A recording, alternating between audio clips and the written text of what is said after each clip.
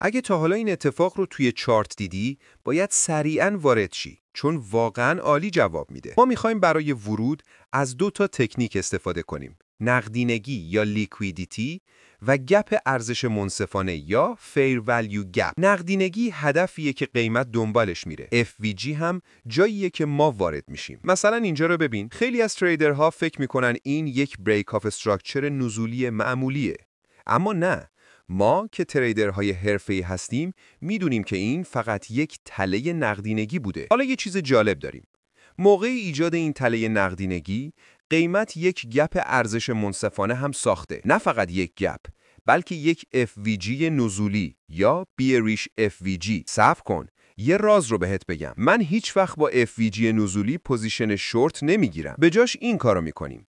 FVG نزولی رو مشخص میکنیم، اما صبر میکنیم تا قیمت بالای این FVG بسته شه.